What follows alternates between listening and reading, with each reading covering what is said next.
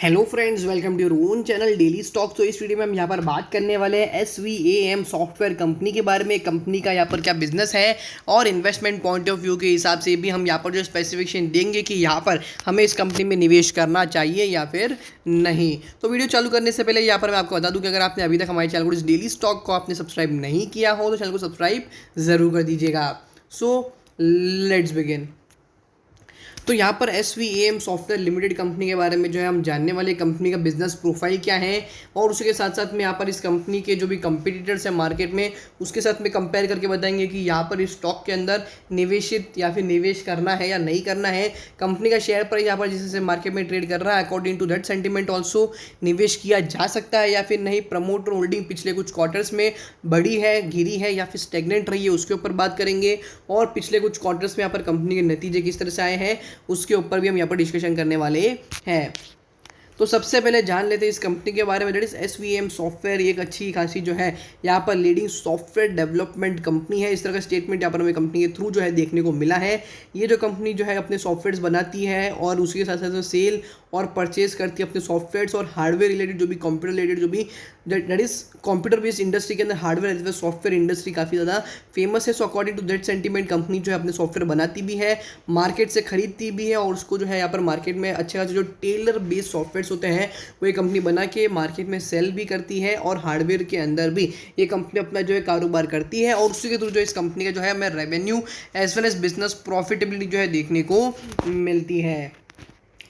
अब हम कंपनी के डेटा के ऊपर नज़र डाल देते हैं। तो यहाँ पर इस कंपनी की अगर मैं यहाँ पर मार्केट कैप की बात करूँ तो वो निकल कर आता है 10.7 CR, दैट इज 10.10 करोड़ का ही इस कंपनी का मार्केट कैप देखने को मिल रहा है। और उसके साथ साथ में रिटर्न ऑन कैपिटल एम्प्लॉयड देखते हैं तो वो है सिर्फ 0.31%।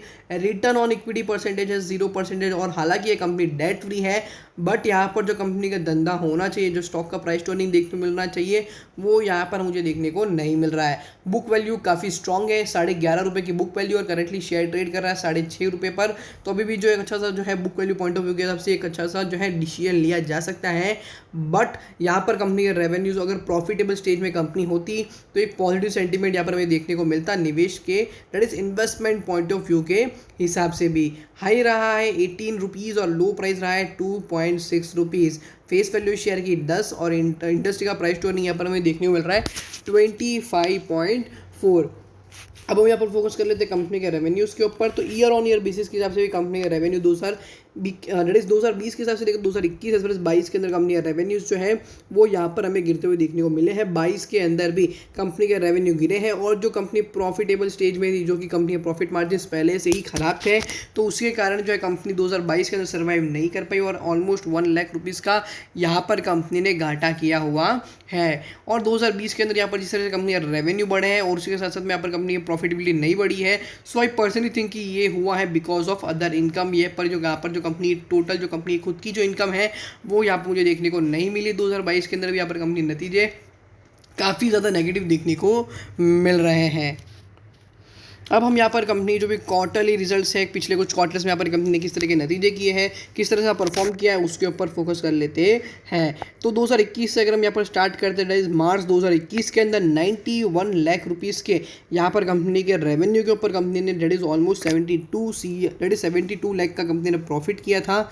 जून के अंदर यहाँ पर no revenue with 1 lakh rupees as loss. सितंबर के अंदर 4 लाख का रेवेन्यू और प्रॉफिट कंपनी ने कमाया 1 लाख का। दिसंबर 2021 के अंदर भी 4 लाख का रेवेन्यू और प्रॉफिट कमाया कंपनी ने 1 लाख रुपए।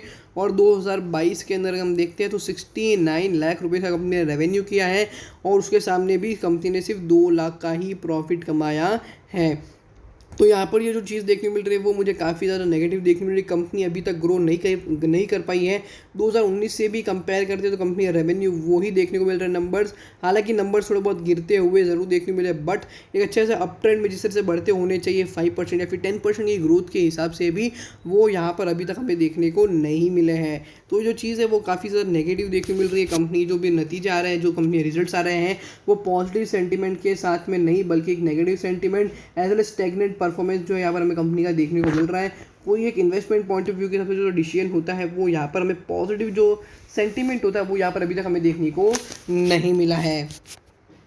अब हम यहाँ पर आ जाते हैं कंपनी के शेयर होल्डिंग पैटर्न के ऊपर। तो कंपनी के अंदर जो कंपनी प्रमोटर्स है उनका निवेश है सिर्फ 14.46%। So less than 50% company promoters को ही, I think in company promoters को ही कंपनी के ऊपर भरोसा नहीं है।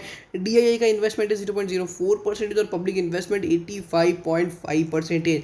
हालांकि आपको पता हो कि जो भी पेनी स्टॉक्स होते हैं मोस्टली उसमें अगर समझ लो पब्लिक होल्डिंग ज़्यादा होती है तो काफ़ी ज़्यादा जो है रिस्क एसोसिएट होता है। ऑपरेटर ड्रिवन स्टॉक यहाँ पर माना जा सकता है, बिकॉज यहाँ पर सिर्फ अगर हम देखते हैं कंपनी प्रमोटर्स के पास ऑलमोस्ट 1 CR का भी जो है कंपनी के पास कंपनी प्रमोटर होल्डिंग देखने को नहीं मिल रही है। सो जो चीज़ है वो यहाँ पर मुझे काफ़ी ज़्यादा नेगेटिव और काफ़ी डिसअपॉइंटमेंट देखने को मिली है। और बाकी के जो stocks rate almost 5 crore 5.5 crore वो यहाँ पर पब्लिक के पास पड़े हुए हैं। Upper circuit as lower circuit के लिए जो है काफ़ी ज़्यादा ईजी हो जाता है। ये जो तरीका है वो यहाँ पर काफ़ी ज़्यादा मुझे नेगेटिव देखने को मिल रहा है। अब हम इस कंपनी को कंपेयर कर लेते हैं इंडस्ट्री के कंपनीज़ के साथ में। तो कंपैरिजन में आई डोंट थिंक कि यहाँ पर मुझे इतनी बड़ी कंपनीज़ के साथ में इस कंपनी को कंपेयर करना चाहिए, बिकॉज यहाँ पर कंपनी का जो है करंटली ट्रेड का जो प्राइस है वही 6.5 रुपये का है। प्राइस टू अर्निंग के हिसाब से देखें तो कंपनी ने प्रॉफिट नहीं किया है 2022 के अंदर, so that is also a negative thing. उससे पहले भी यहाँ पर जो कंपनी के ईयर ऑन ईयर बेसिस के हिसाब से जो कंपनी के जो भी प्रॉफिटेबल मार्जिन होने चाहिए थे, OPM होने चाहिए, तो वो इतने ज़्यादा तगड़े नहीं है। So that is again a negative thing for this company. Return on capital employed के बेसिस के हिसाब से भी देखते हो तो सिर्फ 0.31% का रिटर्न ऑन कैपिटल एम्प्लॉयड देखने को मिला है।